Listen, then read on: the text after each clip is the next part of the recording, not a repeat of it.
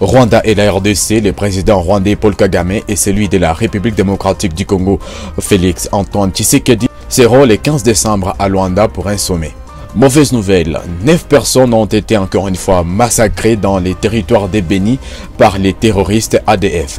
IDPS, sensibilisation sur les changements de la Constitution, la Fédération de Goma débute avec certains quartiers. Vous êtes les mieux informés avec 7 sur 7 Magazine, bienvenue. Le président Paul Kagame de la République du Rwanda et Félix Antoine Tshisekedi Tshilombo de la République démocratique du Congo seront le 15 décembre 2024 à Luanda dans un sommet tripartite Angola-Rwanda-RDC. De l'autre côté, le ministre des Affaires étrangères du Rwanda, Olivier Nduhungirehe, a déclaré que les mesures défensives mises en place par les Rwandais pour faire face à la menace sécuritaire provenant de l'Est de la République démocratique du Congo se poursuivront jusqu'à ce que les accords visant à détruire le milice FDLR soient mis en œuvre comme ils l'ont convenu lors des pourparlers de Luanda. RDC Justice.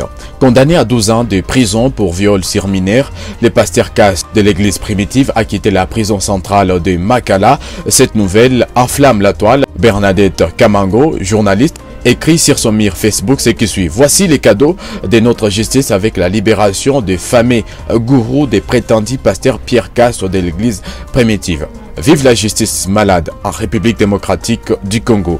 Vive les billets verts. Parents, prenez soin de vos filles afin qu'elles ne tombent pas entre les mains de ces gourous et qu'elles ne se fassent pas embobiner par lui.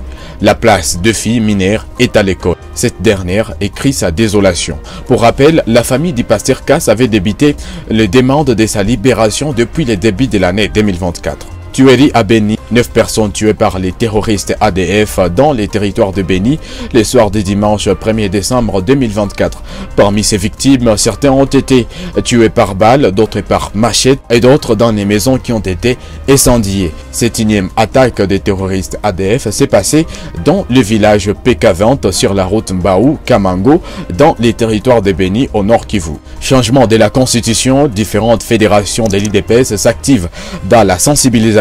Les cas de la fédération de Goma qui a réuni à Dego les intéressés dans les quartiers Bojovu et Kahembe. Le président fédéral de l'IDPS Goma, Siradi Nyalamba, et toute son équipe ténor ont décortiqué certains articles de l'actuelle constitution et y relevé des pièges à la nation qui y sont cachés. Président Tshisekedi, il faut le protéger. Comme on a dit à Léo, comme stabilité, ça ville Ouganda. Museveni a commencé à pouvoir dans l'école primaire en 1986. Pas qu'à Léo, le président.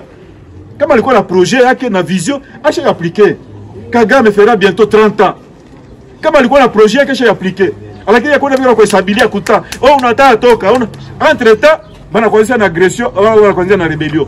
Niambia framo tingengia mu projet za kujenga, inaingia munani, inaingia mu vitu ya vita. IDPS viva. Viva. Sema rais, mumaccompagner tubadilisha hii constitution. Akuwe na muda ya kufikiria nchi. Tukue vigila. Quand tunasoma ile article yote yenye pays ilikuwa sawa vile piégé. Constitution nasema no initiative, batu wanaweza kuikamata ni président de la République, ni 50% ya ba député, ni gouvernement au peuple congolais.